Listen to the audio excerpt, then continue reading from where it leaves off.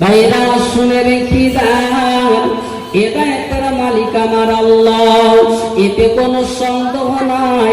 সোনার নবী আমার একই জায়গায় বসে একই বইটাকে আমার আল্লাহ পাকের দরবারে হাত তুলে দোয়া চেয়েছিলেন, আল্লাহ আল্লাহ আপনার দরবারে দোয়া চাই। আল্লাহ এই সময়ে দুইজন তোমার বান্দা আল্লাহ, তারা আমার এত নির্যাতন দেয়, মানুষদের কাছে আমি কলেমা নিয়ে হাজির হতে পারি না।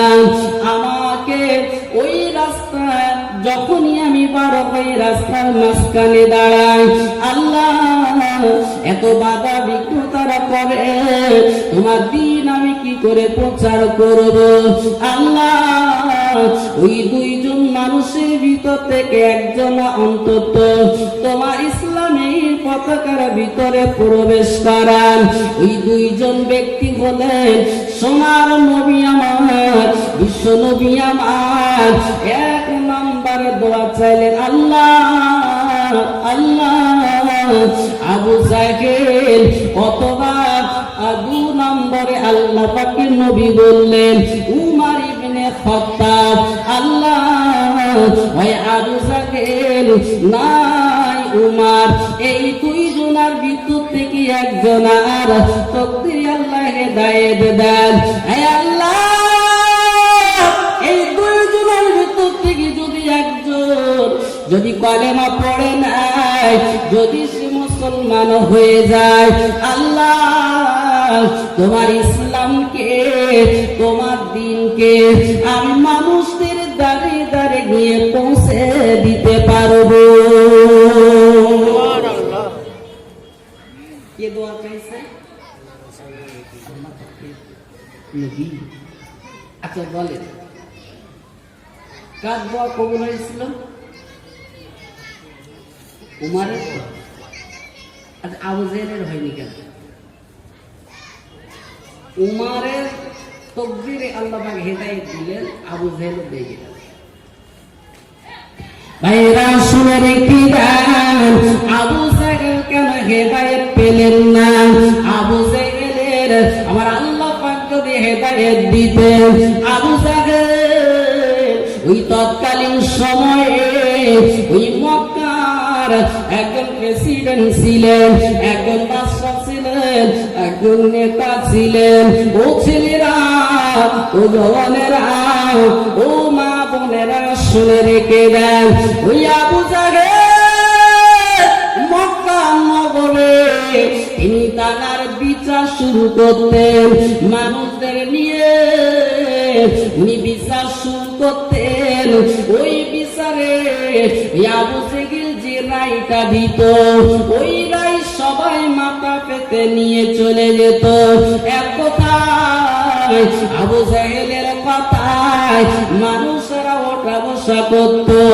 আবু জাহেলের হাতে অনেক লোকজন ছিল। ও ছেলেরা, ও জওয়ানেরা, ও মা বোনেরা শুনে রেখে দেন, আবু জাহেল যদি সে কলেমা পড়তো, ওর তকদিরে যদি আমার আল্লাহ পাক হেদায়েত দিতেন, ওই আবু জাহেল কলেমা পড়লেও ওর আশেপাশের আত্মীয় স্বজন দিয়ে আর ওর যত লোকজনেরা ছিল সবাই তো কলেমা পড়ে মুসলমান হতো। কেন আমার আল্লাহ আবু জাহেলের তকদিরে হেদায়েত দিলেন না? উমারের তকদিরে কেন হেদায়েত দিলেন?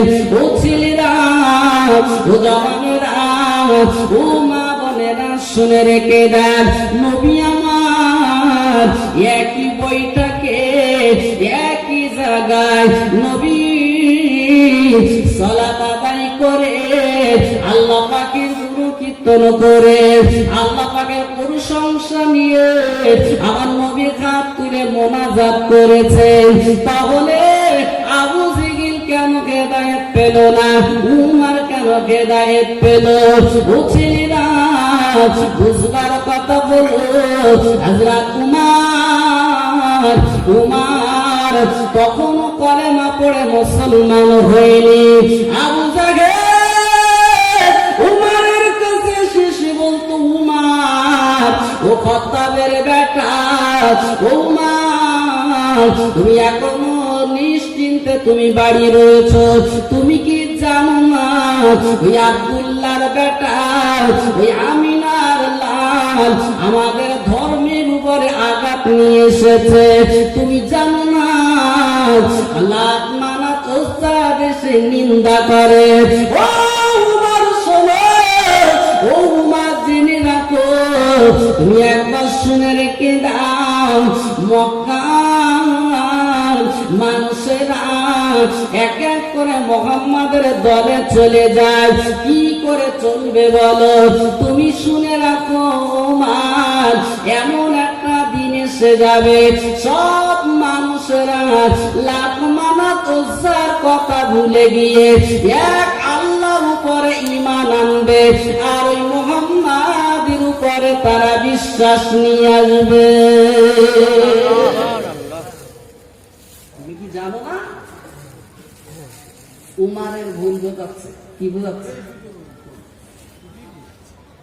আবু জেহেল উমারের কাছে সে বলছে এমন একটা সময় আসবে লোক বলে সব পার হয়ে যাবে, কেউ আমাদের দলে থাকবে না। আল্লাহ মানাত ওজ্জা যাদের কাছে আমরা চাই, যাদের কাছে আমরা চেয়ে থাকি, ভবিষ্যতের কোন জিনিস চাই, আমার সুখ অসুখ বিসুখের কথা যাদেরকে জানাই, মোহাম্মদ ওদের নিন্দা করতেছে। বাপদাদার ধর্মের উপরে যদি আঘাত নিয়ে আসে তো চলবে?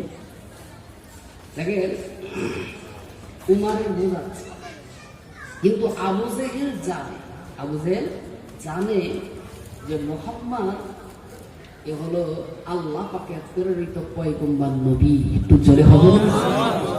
তার কত মানতে হয়, কত কলেমা পড়লে হয়, কিন্তু পড়িনি কেন? পড়িনি এই জন্যে যদি মোহাম্মদের কলেমা পড়ি তাহলে আমার গতি থাকবে না। মানুষ যে আমাকে চায়, আমার কথায় মানুষ ওঠা বসা করে, এসব মানুষ সব হাতছাড়া হবে। আবু জেহেল সব চায় যে মোহাম্মদ যেসব কথা বলে বাপদাদাদের মুখে তো কোনোদিন শুনিনি, আর যে কথা মোহাম্মদ বলে এটা হলো আল্লাহর কোরআন, ওই শিবানী আল্লাহ পাকের প্রেরিত। একটু জোরে হবে না? এই জন্য আবু জেহেল কিছু না করো, রাত যখন হতো মোহাম্মদ সাল্লামের ঘরের একেবারে কোনায় বসে বসে নবী রাতের বেলা কোরআন তেলাওয়াত করতেন, সেই কোরআন তেলাওয়াত শুনতেন। চলে হবে না? ঈমান আনার দুটি শর্ত আছে। এক হচ্ছে অন্তর দিয়ে বিশ্বাস করা, দুই হচ্ছে মুখ দিয়ে উচ্চারণ করা, জোরে পড়া। কেউ যদি অন্তর দিয়ে বিশ্বাস করে, মুখ দিয়ে যদি না পড়ে, সে ঈমানদার হবে না। অন্তর দিয়ে বিশ্বাস করে মুখ দিয়ে উচ্চারণ করতে হবে।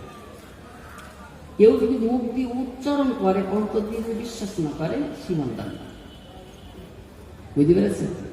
অমুসলিমরা দেখবেন অনেক সময় এসেছে উঠে কলেমা পড়ে না, লা ইলাহা ইল্লাল্লাহ মুহাম্মাদুর রাসূলুল্লাহ বলে, কি বলিস বলে তাকে ঈমানদার বলে না, কারণ ও মুখ দিয়ে বলেছে, অন্তরে বিশ্বাস করি। ঠিক কিনা? তো আবু জেহেল জানতো মুহাম্মদ আল্লাহর নবী, কিন্তু কিছু করার নেই, গদি ছাড়া যাবে না, সম্মান যাতে কমে যাবে এই কাজ আমি করব না। আবু জেহেল সব জানা সত্ত্বেও নবীর মুখের কোরআন শোনার জন্য ঘরের কোনায় চুপ করে বসে বসে শুনবে। ভাইরা শুনে রেখে দেন, আল্লাহ পাক রব্বুল আলামিন যে কোরআন আমার নবীর উপরে নাযিল করেছেন, যে নবীর উপরে আমার আল্লাহ কোরআন শরীফ নাযিল করেছেন, আমার আল্লাহ যে নবীর কাছে কোরআন পাঠিয়েছেন, ওই নবী তেলাওয়াত করতেছেন, তাহলে নবীর তেলাওয়াতটা কেমন ছিল? যে আল্লাহ নবীর উপরে কোরআন তেলাওয়াত করে, সেই নবী তেলাওয়াত করতেন, তাহলে কিরকম কণ্ঠস্বর হবে, কেমন সুর হবে? আমরা জানি সব নবীদের মধ্যে কোন নবী সুন্দর কোরআন তেলাওয়াত করতেন? দাউদ নবী, ঠিক কিনা? খুব কণ্ঠস্বর ছিল। ভাইরা শুনে রেখে দেন, কিন্তু আমাদেরই নবীর মতো না। আমার নবী, বিশ্ব নবী আমার, যখন কোরআন তেলাওয়াত করতেন, আহারে সোনার নবী আমার, বিশ্ব নবী আমার, আল্লাহর কোরআন যখন তেলাওয়াত করতেন, আমার নবীর ওই তেলাওয়াতি কোরআন শোনার জন্যে মক্কার কাফিররা, বিশেষ করে আবু জেহেল, আবু লাহাব, উতবা, সাইবা, এরা চুরি করে করে আমার নবীর ঘরের কোণে কোণে বসে পড়ত। কেউ জানতো না, মক্কার কোন মানুষেরা জানতো না, আবু জেহেল জানতো না যে আমি কোরআন তেলাওয়াত শুনতে আসি, অন্য কেউ জানে। উতবা জানতো না যে আমি কোরআন তেলাওয়াত শুনতে আসি, আবু জেহেল আমাদের নেতা জানে, ও জানতো না। সবার অজান্তে আমার নবীর মুখের কোরআন তেলাওয়াত তারা শুনতে আসতেন। আহারে সোনার নবী আমার, দিনের বেলা কোরআন তেলাওয়াত করবে, কাফের মুশরিকেরা ওই তেলাওয়াতে বিঘ্ন ঘটান। কোন সময় তারা আমার নবীর সামনে দিয়ে যাইতেন, সবাই একজোট হয়ে হাতে তালি বাজাতে বাজাতে যাইত, যাতে করে সবাই হাতে তালি দিলে একটা বিকট আওয়াজ সৃষ্টি হয়। ওই বিকট আওয়াজে নবী কোরআন তেলাওয়াত এবং সালাতে নামাজের যাতে বিঘ্ন ঘটে। এটা করেও যখন আমার নবীকে বিরক্ত করা যায় না, ওরা আবার একটা সিদ্ধান্তই চলে আসলো, হে মক্কাবাসীরা, মুহাম্মদ যেভাবে কোরআন তেলাওয়াত করে এই দিনের বেলা, কত মানুষ আমাদের শহরে আসে, কত মানুষ আগন্তুক মুসাফির মানুষ, তারা মক্কায় এসে কাবা তওয়াফ করে। না না না, ওই সমস্ত মানুষের আজ ডাইরেক্ট মুহাম্মাদের ওই তেলাওয়াত যদি একবার শুনতে পায়, যদি তারা শুনে ফেলে, ওরা আর দেরি করবে না, ওরা কলেমা পড়ে মুসলমান হয়ে যাবে। তাই এসো এসো, যখন মুহাম্মদ ও লোকজনদেরকে নিয়ে আল্লাহর কোরআন তেলাওয়াত করবে, ওই সময় আমরা এমন একটা আওয়াজ করব, ওই আওয়াজে যেন ওই তেলাওয়াত যেন কেউ না শুনতে পায়। এই মনে করে মক্কার কাফিররা আর দেরি করলো না, ওদের ডেকে ডেকে বলল, ও রাখালেরা, যখন তোমরা মাঠে যখন ছাগল চড়াতে যাবে, তোমরা মেষ চড়াতে যাবে, ওদেরকে নিয়ে ওদের গলায় দড়ি দিয়ে টানতে টানতে নিয়ে যাবে। একই সাথে ওই ছাগল বা মেষগুলো যদি চিৎকার করে আওয়াজ করে, ওই আওয়াজে মুহাম্মাদি তেলাওয়াতে বিঘ্ন ঘটবে। ছাগল টেনে টেনে টেনে টেনে নিয়ে যাবে, একটা বিরাট আওয়াজ হবে, বাইরের মানুষ কেমন আসবে, এ করে দেখতে হাসছে। তাহলে কি করা যায়? আবু জেহেল যুক্তিতে চাই আমরা একই সাথে শির বাজাবো। শির বাজাবো তো এই দুটি আঙুল ডালের ভিতরে দিয়ে যুবকেরা অনেকে জানে যে একসাথে যদি 20 জন 30 জন মানুষ যদি ওরা শির বাজায়, বিরাট একটা আওয়াজ হবে না? ওই নবী যখন কোরআন তেলাওয়াত করতেন, সালাত আদায় করতেন, আর সেই জায়গায় শীষ দিতেন। আচ্ছা, এই যে শীষ বাজানে হাতের তালি দেওয়া শরিয়াতে জায়েজ আছে? হারাম না? শীষ বাজানে কি হারাম? হাতে তালি দেওয়া কি হারাম? ওই আবু জেহেল এই নিয়মটা চালু করেছিল। আবু জেহেল শীষ বাজা আর হাতে তালি দে, আর ছাগল মেয়েগুলো মুহাম্মদের সামনে ঠেলে দাও, একসাথে আওয়াজ কি? এটাও হচ্ছে না। আগান্তুক মুসাফির মানুষেরা আসে, এসে মুহাম্মদের সামনে বসে পড়ে, তার ওঠে না। এই কি আব্বাজান শুনে রেখে দেন, আমার বিশ্ব নবী উম্মতের কান্ডারি রহমাতুল লিল আলামিন নবী আমার এই সমস্ত দৃশ্য দেখার পরে আমার নবী দিনের বেলা বেশি সময় তিনি মক্কার কাবার চাতওয়ালে বসে তিনি কোরআন তেলাওয়াত করতেন না। নবী আমার মাঝে মাঝে রাতের বেলা তিনি তেলাওয়াত করতেন। নবী আমার নিশুতি রাতে যখন মক্কাবাসীরা সবাই যখন ঘুমিয়ে পড়তেন, আরে সোনার নবী আমার বিশ্ব নবী আমার আল্লাহ পাকের কোরআন তেলাওয়াত করতেন।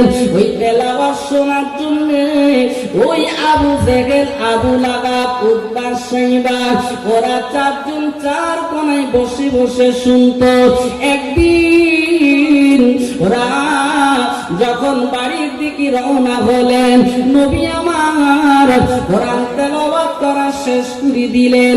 ওরা যা সেই বাড়ির দিকে রওনা হয়েছে, এমত অবস্থায় রাস্তায় রাতের অন্ধকারে সবার সামনাসামনি দেখা। এত রাতে আবুজের মধ্যে এত রাতে কোথায় গিয়েছিলি? তো বলতে আমরা এক জায়গায় গেলাম। এরা বলছেন নেতা আপনি কোথায় গেলেন? কিন্তু অত শোনার কি দরকার? বলছে না, ওরা বুঝতে পেরেছি যে মোহাম্মদের ওই কোরআন তেলাওয়াত শুনতে গেলে। বলে হ্যাঁ, তা আপনি যেখানে গেছিলাম আমরা সেখানে গিয়েছিলাম, নেতা যেখানে শিষ্য সেখানে। শোন, খবরদার জানার যাবি না, মানা করে দিচ্ছি, আজ জানা যাবি না, আমি তোদের নেতা নিষেধ করে দিচ্ছি, মানা করে দিচ্ছি। যার সেই বাড়ি আবার চলে গেছে। কিন্তু আবার সন্ধ্যা হয়ে আসতে না, আবার মন চাচ্ছে মোহাম্মদ কি তেলাওয়াত করে, এত সুন্দর, জীবনে কোনোদিন শুনিনি এত সুন্দর তেলাওয়াত।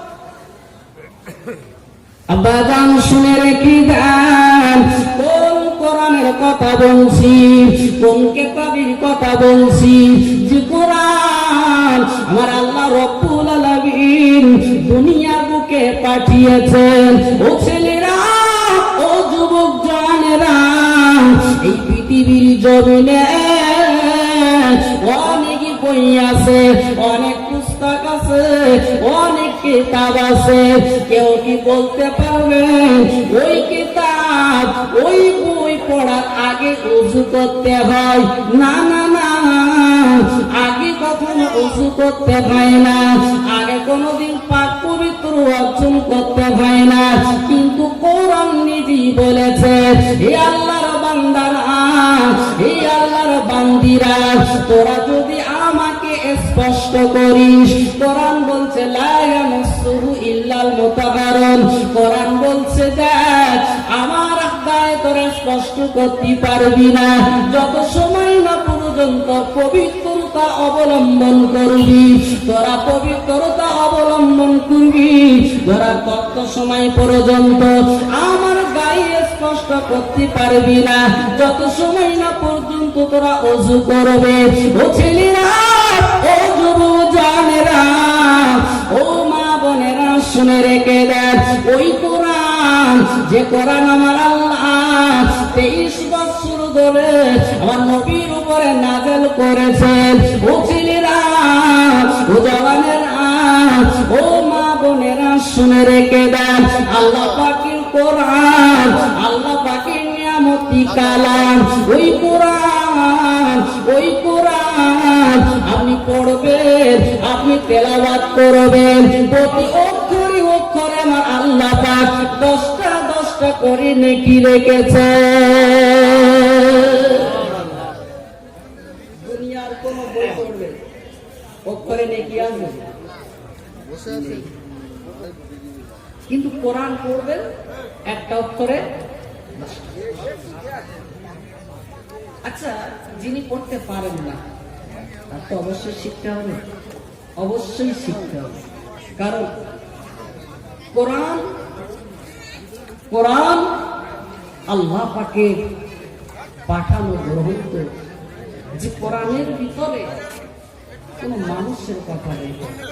মানুষের কথা বলতে মানুষ যে বানিয়ে কখনো নয়, পুরো ওহিয়ে মাতলুব, যেটা ডাইরেক্ট ভাবে আল্লাহ পাক তার নবীর কাছে জিবরিলের মাধ্যমে পাঠিয়েছেন। তো যারা বলবো সুবহানাল্লাহ। আর ওহিয়ে গায়ের মাতলুব যেটা বলা হয় সেটা হচ্ছে হাদিস, যেটা নবীর কথা, নবীর কাজ, নবীর কর্ম, এটা হচ্ছে হাদিস। ওহিয়ে গায়ের মাতলুব, তাহলে ওহিয়ে গায়ের মাতলুব মানে হচ্ছে হাদিস, আর ওহিয়ে মাতলুব মানে হচ্ছে কোরআন। একটু জোরে হবে না সুবহানাল্লাহ। দুটোই, এই দুটো আল্লাহ পাঠিয়েছে।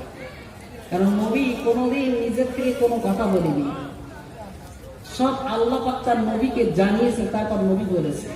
কথা ঠিক কিনা? কিন্তু কোরআনটা হচ্ছে ডাইরেক্ট ভাবে আল্লাহ পাক জিবরিলের মাধ্যমে পাঠিয়েছে, আর হাদিসটা হচ্ছে ইনডাইরেক্ট ভাবে আল্লাহ পাক তার নবীর কাছে আকার ইঙ্গিতে আল্লাহ পাক তার নবীকে বুঝিয়ে দিয়েছেন। নবী যেটা করেছেন, নবী যেটা বলেছেন, আল্লাহ পাক তাতেই রাজি, যে আমার হাবিব যেতে রাজি, আমি আল্লাহ পাক তাতে রাজি। তো জোরে হবে না সুবহানাল্লাহ। এগুলো সব হাদিস হয়ে গেছে। তাহলে হাদিস আর কোরআন, কোরআন হচ্ছে ওহিয়ে মাতলুব, আর হাদিস হচ্ছে ওহিয়ে গায়ের মাতলুব। একবার দরুদ শরীফ পড়েন, আল্লাহুম্মা সাল্লি আলা সাইয়্যিদিনা ওয়া আলা আলি সাইয়্যিদিনা মাওলানা মদিনায় যাইতে পারলাম না, মদিনা দেখিতে পারলাম না, আমি অসহায় তাই এত দূরে রই, শুধু সালাম জানাই, মদিনায় যাইতে পারলাম না, মদিনা দেখিতে পারলাম না, মদিনা নাম কত দূর,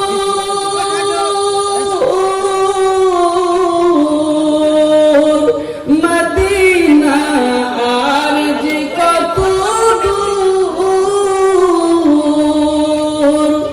পাখির নাই ডানা থাকিলে যেতাম মদিনায়, মদিনায় যাইতে পারলাম না, মদিনা দেখিতে পারলাম না, আমি অসহায় তাই এত দূরে রই, শুধু সালাম জানাই, মদিনায় যাইতে পারলাম না, মদিনা দেখিতে পারলাম না, আল্লাহুম্মা সাল্লি আলা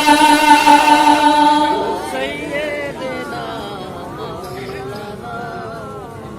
ওয়া আলা আলি সাইয়্যিদিনা মাওলানা। চা খেলে একটু গলার ভয়েসটা একটু বেশি হয়, ঠিক না?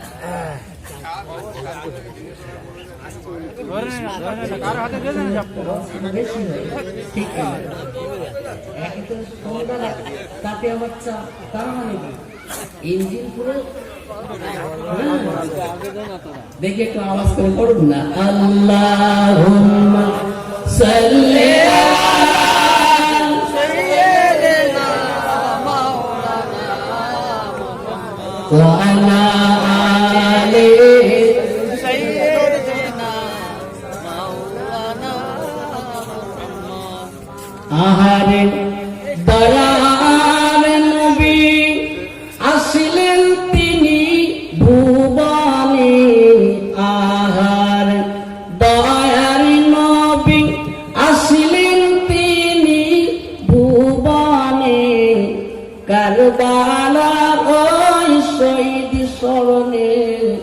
কলিজা খানা যাই জ্বলে আল্লাহুম্মা সাল্লি আলা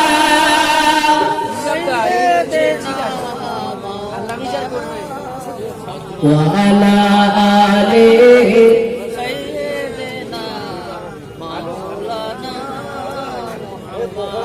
আরো জোরে বলুন আল্লাহুম্মা সাল্লি আলা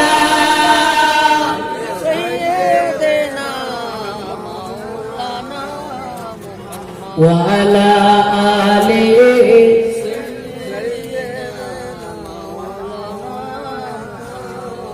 আমরা তোমার পাগল দিওয়ানা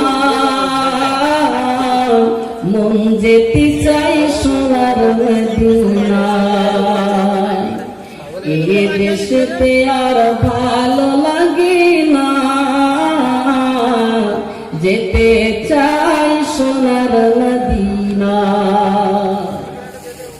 কি নবী আমাদের, যে নবী সারা জীবনটা ৬৩ বছরটা নবী উম্মতদেরকে সঠিক রাস্তা দেখানোর জন্য কত কষ্ট করে নবীর আদর্শের দিকে আমাদের ফলো করতে হবে।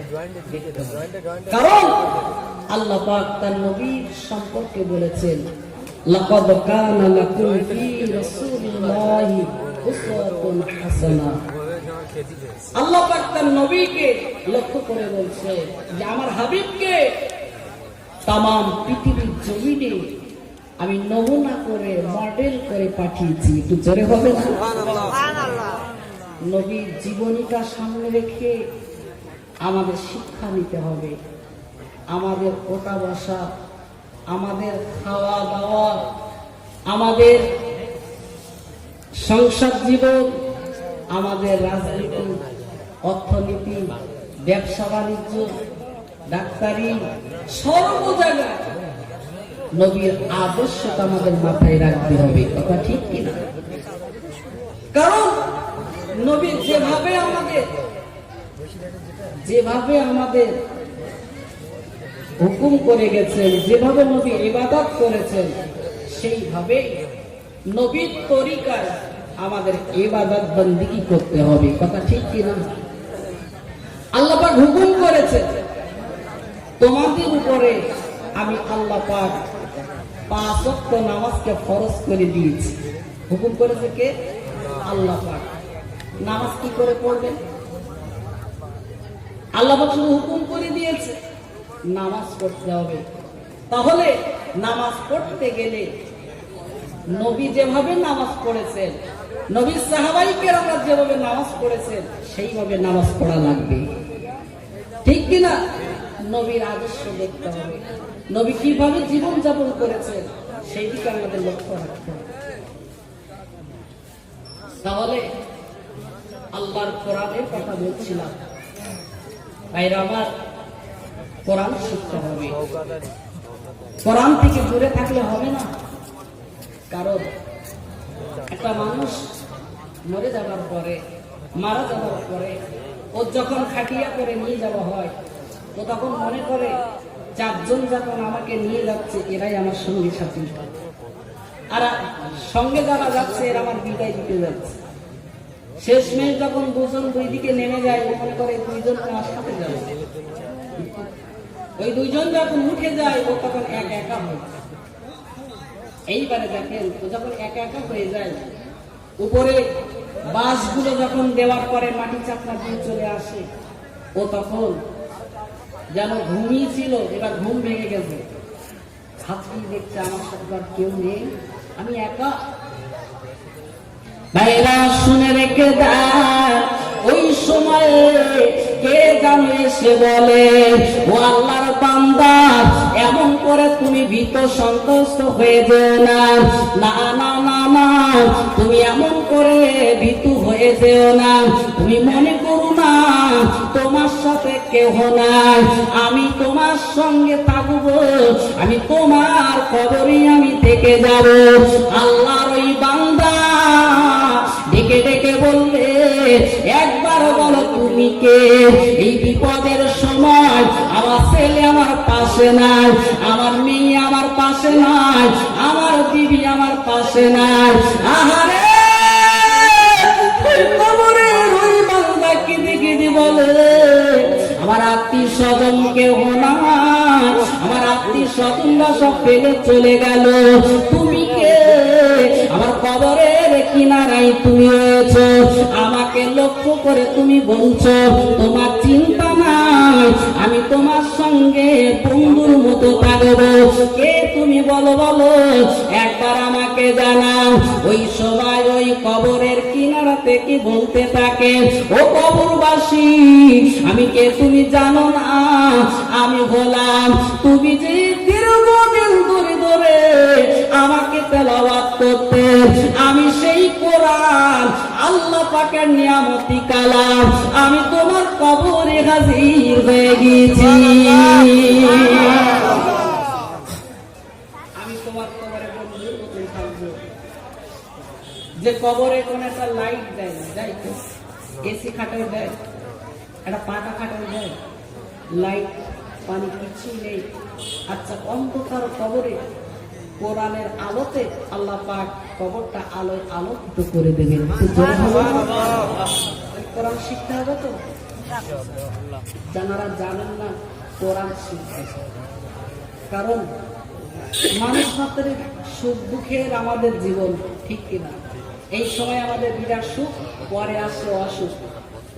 সুখে যতদিন থাকবেন টাকা ইনকাম করে রাখবেন, পরে আসবে সুখ। কেন? সুখ দুঃখ, সুখের পানি আর দুঃখের পানি দুটো মিশ্র করে আল্লাহ পাক আমাদের বানিয়েছে। এ টু জেড যে সুখ ভোগ করবেন, শান্তি থাকবে না তো সহজ। যখন সুখে থাকবেন তখন কিছু টাকা ইনকাম করে রাখবেন, পরে আপনার আসে অসুখ, তখন এই টাকা নিয়ে ওই অসুখ, ওই রোগের পেছনে ব্যয় করবেন। আর যদি মনে করেন এখন আমাদের টাকা দিচ্ছে আল্লাহ, দেখি না কি করা যায়, এই টাকা শুরু করে ফেলবেন, একটা টাইমে মানুষের কাছে হাত কাঁপতে হবে। এই জন্য সুখের সবাই টাকা ইনকাম করে রাখতে হবে, ঠিক কিনা? সুখ আর দুঃখ দুটোই আছে। ভাইরা শুনে রেখে দেন, ও ছেলেরা, ও জওয়ানেরা, ও মা বোনেরা, কেন কোরআন শিখবেন না? ময়দানে মাহশরে আমার আল্লাহ পাক যদি ডেকে বলে, হে আমার বান্দা, হে আমার বান্দি রে, আমি আল্লাহ রব্বুল আলামিন যে কোরআন তোমাদের মাঝে পাঠিয়েছিলাম, ওই কোরআন সম্পর্কে আমি আল্লাহ পাক বলেছি, যালিকাল কিতাবুল লা রাইবা ফীহি, নিঃসন্দেহের ভিতরে ভুল তো দূরের কথা, সন্দেহ পর্যন্ত নাই। হে আল্লাহর বান্দা, হে আল্লাহর বান্দিরা, ওই ময়দানে মাহশরে আমার আল্লাহ পাক যদি ডেকে ডেকে বলে, হে বান্দা রে, ওরে আমার বান্দিরা, তোর এতদিন আমি হায়াতে রেখেছিলাম, একবার বল আমার এত নিয়ামত উপভোগ করলি বান্দা, এত কিছু আমার নিয়ামত গুলো তোরা উপভোগ করে খাইলি, সব কিছু তোরা পেয়ে গেলি বান্দা, আমি যে কোরআনটা পাঠিয়েছিলাম ওই কোরআনটা কেন তোরা শিখিসনি?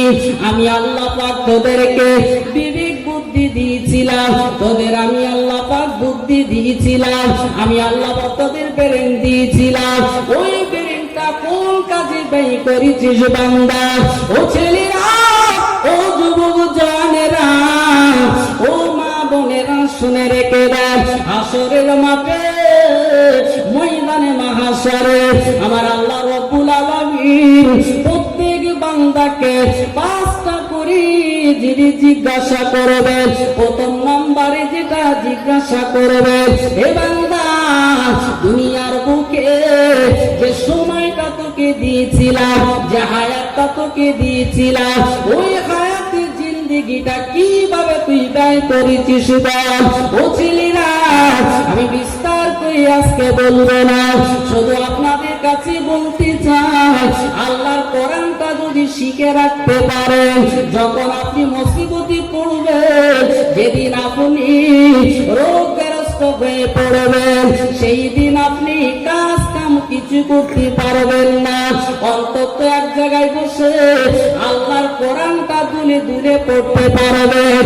কোরআন যদি তেলাওয়াত করতে থাকেন, কোরআনটা যদি পড়তে থাকেন, ওই কোরআন আপনার জন্য হেদায়েতের কান্ডারি হয়ে যাবে। এই জন্য সময় থাকতে কোরআন পড়তে হবে, ঠিক কিনা? কোরআন তেলাওয়াত করতে হবে। যে বাড়িতে কোরআন তেলাওয়াত করা হয় না সেই বাড়িটা তাহলে কবরস্থানে হয়। আমার কথা না নবী বলেছে। এই জন্য ওই বাড়িতে আল্লাহ পাকের রহমত হয় যে বাড়িতে কোরআন তেলাওয়াত করা হয়। এই জন্য আমি বারবার বলবো, যারা জানেন আলহামদুলিল্লাহ খুব ভালো, যারা জানেন না অবশ্যই অবশ্যই কোরআন তেলাওয়াত করবেন, কোরআন পড়বেন, দেখবেন আপনি শান্তি পাবেন। যাদের হার্টে প্রবলেম আছে এদের পাশে যদি কোরআন তেলাওয়াত করা হয়, ওই হার্টের যে প্রবলেম আছে, হার্টের যে অসুবিধা আছে, কোরআন তেলাওয়াত করার জন্য আল্লাহ পাক তার হার্ট, আল্লাহ পাক এই রোগটাকে নিরাময় করে দিবেন। একটু জোরে হবে না? কোরআন এমন একটা নিয়ামতি কালাম যেটা মুমিনদের জন্য ঔষধ স্বরূপ আল্লাহ পাক পাঠিয়েছে। জোরে হবে না? সুবহানাল্লাহ। ভাইরা শুনে রেখে দেন, যারা কোরআন তেলাওয়াত করতে পারেন একবার চিন্তা করুন, মনে মনে মনে মনে একটু চিন্তা করে নেন, কোরআন শরীফ কোন অক্ষর দিয়ে শুরু? কোন অক্ষর দিয়ে শুরু? জোরে বলুন। আলিফ না, কোরআন শরীফ বা অক্ষর দিয়ে শুরু। কেন বলেন? 10 পৃষ্ঠা উল্টালেন, আউযু বিল্লাহি মিনাশ শাইতানির রাজিম, এটা তো কোরআন শরীফ আপনার পড়ার আগে প্রত্যেকটা জিনিসে খোলার জন্য বা মূল্যবান জিনিস আমরা যখন সংরক্ষণ করে রাখি, তালা মেরে রাখি, ঠিক কিনা? ভালো তালা মেরে চাবিটা কাছে রেখেছি, দেই না? কারণ এটা হচ্ছে মূল্যবান জিনিস, এটা তালা দিয়ে রাখতে হবে। যত মূল্যবান জিনিস আমাদের বাড়িতে থাকে তত দামি তালা লাগাই, ঠিক কিনা? কারণ ওই জিনিসগুলো হরণ করার জন্য এক প্রকারের মানুষ আছে, আছে মানে সময় পালি হয়, সুযোগ পালি চিন্তাই হয়ে যায়। কোরআন এত বড় একটা কালাম, সেই কোরআনের চাবি আছে। কোরআন তেলাওয়াত করবেন তার আগে অবশ্যই আউযু বিল্লাহি মিনাশ শাইতানির রাজিম বলে আগে তালাটা খুলবেন।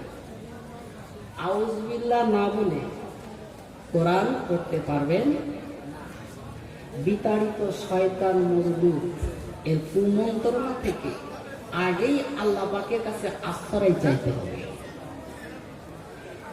কিন্তু কোরআন শরীফ আপনারা খুলবেন, আউযু বিল্লাহি মিনাশ শাইতানির রাজিম এটা পাবেন নেই, কোরআন শরীফ ভিতরে আছে। কিন্তু প্রথমে খুলবেন, সেখানে পাবেন তাসমিয়া। কি পাবেন?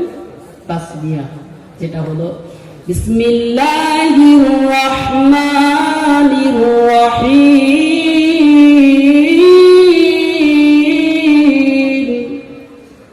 বিসমিল্লাহির রহমানির রহিম, প্রথম কি আছে? বা আছে, দেখবেন বা সিনজে বিস তালি বা। ভাইরা শুনে রেখে দেন, আল্লাহর কোরআন যখন তেলাওয়াত করবেন, কোরআন শরীফের পৃষ্ঠাটা খোলার পরে প্রথমে তাসমিয়াটা পাবেন। আর এই তাসমিয়ার প্রথম যে অক্ষরটা আছে বা, তাহলে বা দিয়ে আল্লাহ পাক শুরু করেছেন। একেবারে শেষ পৃষ্ঠারে 30 পারা শেষ পৃষ্ঠারে চলে যান, একটা সূরা আছে সূরা নাস, সূরাতুন নাস। এই নাস সূরার শেষের যে আয়াতটা আছে মিনাল জিন্নাতি ওয়ান নাস, শেষের অক্ষর সিন আছে না? তাহলে আমার আল্লাহ শুরু করেছেন আর সিন দিয়ে শেষ করে এবারে দেখেন বা আর সিন এক জায়গায় এনে একটা আওয়াজ হয় ব্যাস। আমরা কোনো একটা কিছু নেওয়ার পরে একটা সময় আমার বলি ব্যাস ব্যাস দেন আর দরকার নেই। ধরো মনে করেন আপনার একটা মেহমান এসে, তো মেহমানকে আপনি খেতে দিচ্ছেন, মেহমান খাচ্ছে, একটা পর্যায়ে ও বলবে আর দিস না, আর দিস না, আর পাচ্ছি না, ব্যাস ব্যাস যথেষ্ট, বলে না বলে না, যথেষ্ট হয়েছে আর না। ভাইরা শুনে রেখে দেন, আমার আল্লাহ পাক বুঝিয়ে দিলেন, আরে বান্দারা ওরে বান্দিরা আমি আল্লাহ পাক জানিয়ে দিলাম, বা দিয়ে শুরু করে আসিন দিয়ে শেষ করে বুঝিয়ে দিতে চাই ব্যাস যথেষ্ট। একটা মানুষের দুনিয়াতে চলার জন্য যা কিছু লাগে, যা কিছু আমি আল্লাহ পাক হুকুম করেছি, যেগুলো পালন করার জন্য আমি আল্লাহ পাক হুকুম করেছি, যেগুলো বর্জন করার জন্য, যেগুলো ছেড়ে দেওয়ার জন্য আমি আল্লাহ পাক আদেশ করেছি। এই বান্দারা ওরে আমার বান্দিরা আমি আল্লাহ পাক জানিয়ে দিলাম, যত যত রকমের আমার কাজ সব কিছু আমি আল্লাহ পাক তোদের পালন করার জন্য যা কিছু হুকুম করেছি এর বেশি তোরা করতে যাস না, আর এর থেকেও তোরা কম করতে যাস না।